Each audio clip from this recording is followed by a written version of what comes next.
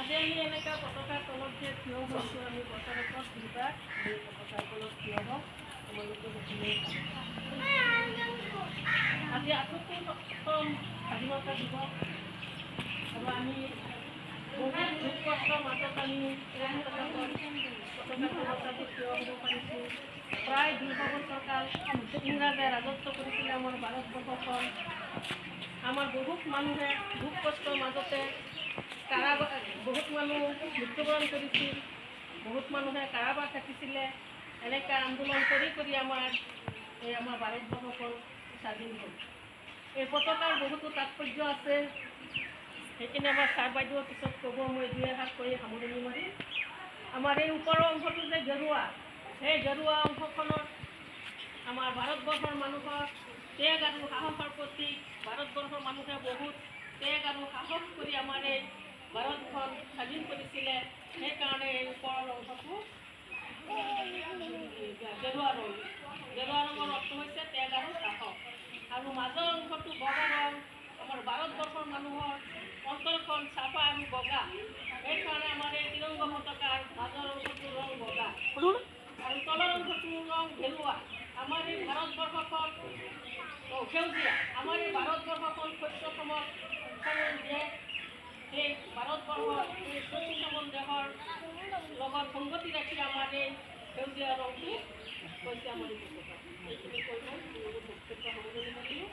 আৰু আমাৰ ইয়াত ছাৰ বাইদেউ আছে, দুই এষাৰ ক'ব।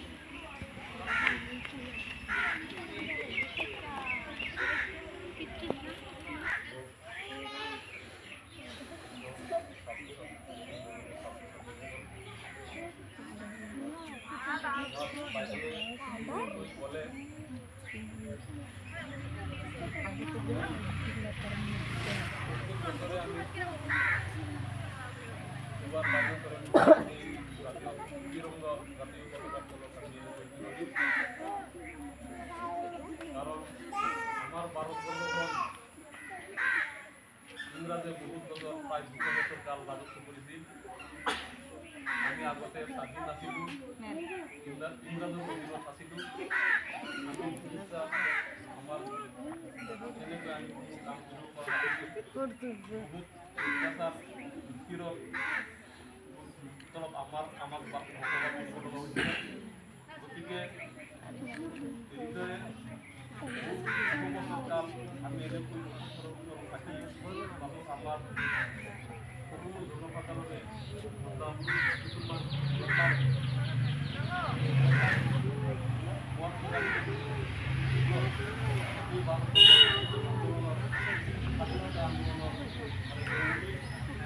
এনেকৈ বহুত কষ্ট বহুত ত্যাগ বহুত মানুহৰ জীৱন ধ্বংস হোৱাৰ পিছত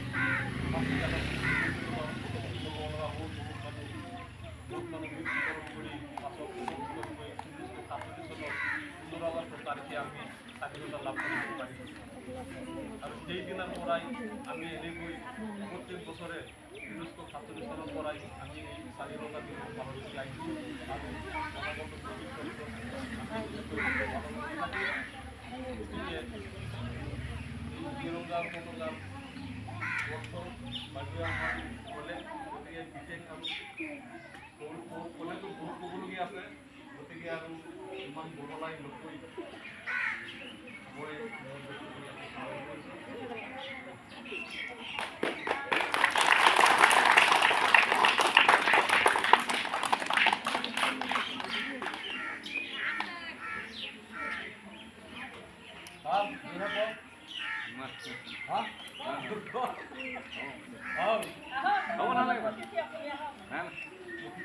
আহিছে আৰু